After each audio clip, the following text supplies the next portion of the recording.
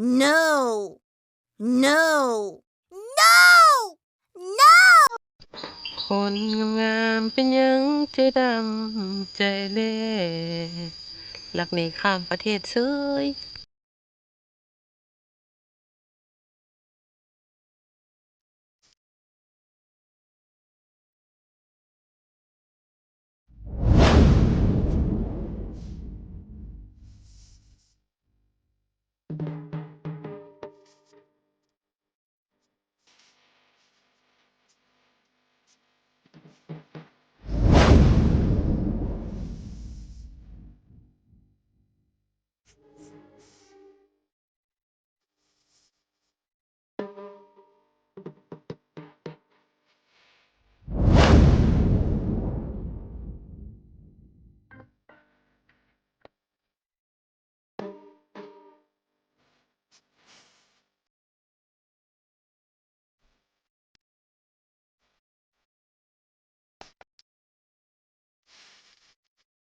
ห้องในอาคารแห่งหนึ่งอยู่บ้านพลต้องสวัสดิ์เมืองจันทบุรีนครหลวงเวียงจันทน์เพื่อดำเนินกิจการขายเครื่องประดับเพชรลายญา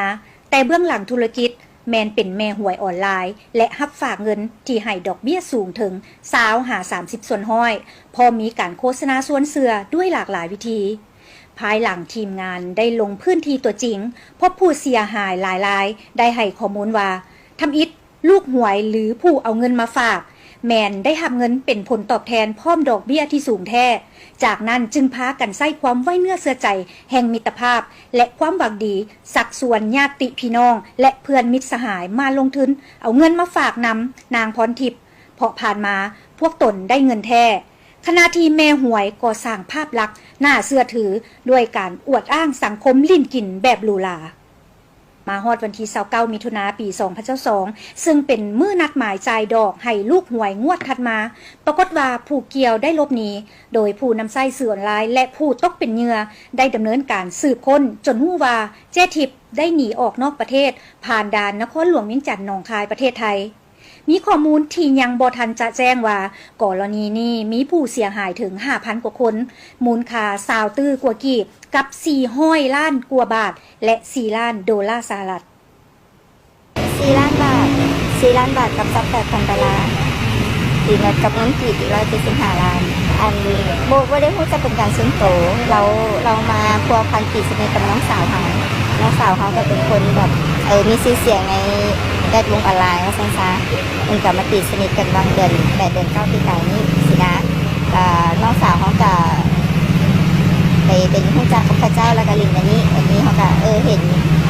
ได้แค่บอเขาก็ถามก็ได้หลายคนก็ได้แค่เรื่อยๆบางสิ่งก็เห็นธุรกิจหลายอย่าง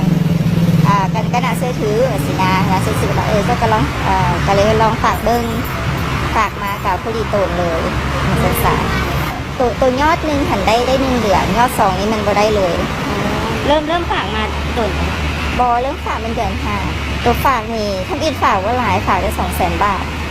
แต่เป็นมันก็คือได้อยู่กันเลยว่าลองฝากเดือนนึงแล้วสิถอนกับบ่ฝากโดนก็ยันความเสี่ยงคือกันเนาะแบบนี้เขาเห็นกับเพิ่นกระต้มกระหลายว่าซั่นซะ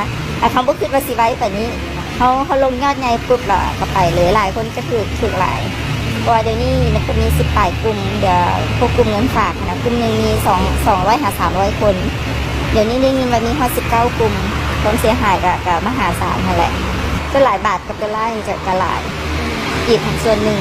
คือเราจะเฮ็ดหวยได้เฮ็ดฝากได้สินะเรื่องนั้นปีละ1เครดิตดีแล้วน้องเขาก็เคย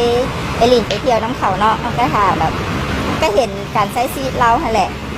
ก็เครดิตดีหมู่คู่เราก็มีแต่คนมีชื่อเสียงในสังคมหมดสินะบัญชีรายก็แม่นระดับเศรษฐีหมดหมู่คู่ที่เราไปติดมีตามหั่นนะเขาก็บ่ฮู้ว่าจริงๆแล้วมันบ่แม่นหมู่เนาะแต่คนรู้จักคือเราไปนี่ไปทายฮู้ใครอย่างลงสิเนาะ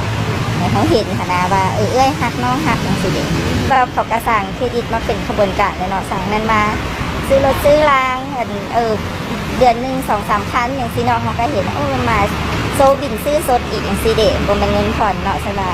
มันก็น่าเชื่อถือมาทุกอย่างแหละทั้งนี้ห้างเพชรหรือจะทายค้ำเป็นโลลงไปซื้อค้ำเดือนละโลจังซี่เขาก็เห็นแล้วว่าเขาก็คือว่าทรัพย์สินเราก็มีหลายแต่ก็เฮ็ดมาสร้างบ้านสร้างหยังกำลังสร้างจังซี่เฮ็ดห้างเพชรขยายห้างเพชรจังซี่นะเขาก็เลยเชื่อถือ ย้อนความน่าเชื่อถืออะไรไปก็เลยว่าตกเป็นเหยื่อหมาทุกคนและทั่วประเทศนี่แหละแต่ว่ามูลค่าความเสียหายสำหรับคนคิดส่วนตัวเนาะแน่นอนหลายกว่า PS เพราะว่า PS คนหลายแต่ยอดบ่สูงแต่ตัวนี้ยอดคือใดก็หลักร้อยหลักพันล้านถึงหมดนะ แรกแหละฮู้จักอันลิ้นหวยอัน50 ล้านแล้วแหละผู้ดีจบแล้วล่ะอันจบสายนั่นล่ะผู้ดีไปเอาเงินไปฝากน้ำลาวแล้วก็ไปเอฟหวยอันผู้อื่นหันมาฝากน้ำลาวอีก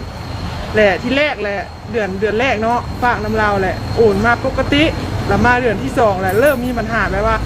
อันยอดเต็มเด้อมื้อนี้แบบประมาณนี้นะยอดเต็มแล้วบ่ได้เคลียร์ให้อะไรแบบนี้นะแล้วขอถอนเงินกะ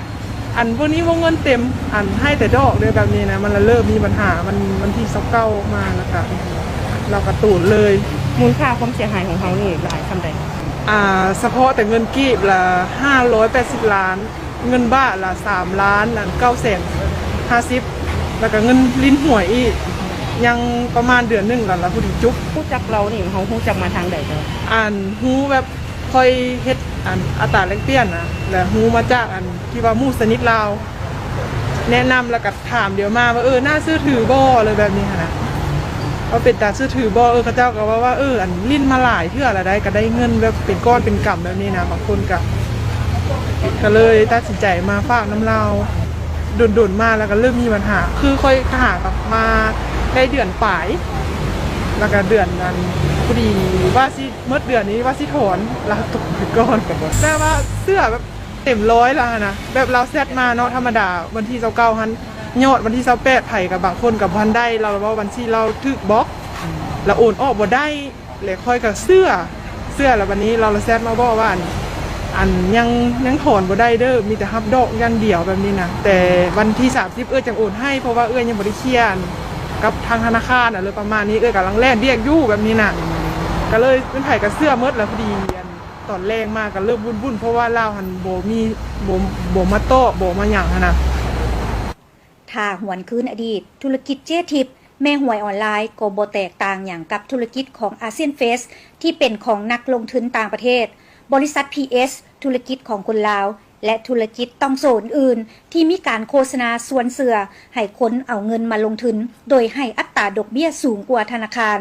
และในเบื้องต้นบริษัทเหล่านี้ก็ให้ผลตอบแทนแท้เพื่อดึงดูดเอาลูกค้าเอาลูกหวยหรือลูกทีมเพิ่มเมื่อได้เงินมหาศาลแล้วก็ลบหนียังเหลือไว้แต่เสียงห้องไห้ของผู้ที่ตกเป็นเหยื่อผู้ที่เสียหายซึ่งหลายคนได้ขายเนื้อที่ดินและทรัพย์สมบัติเพื่อเอาเงินมาลงทุนโดยเฉพาะสำหรับกร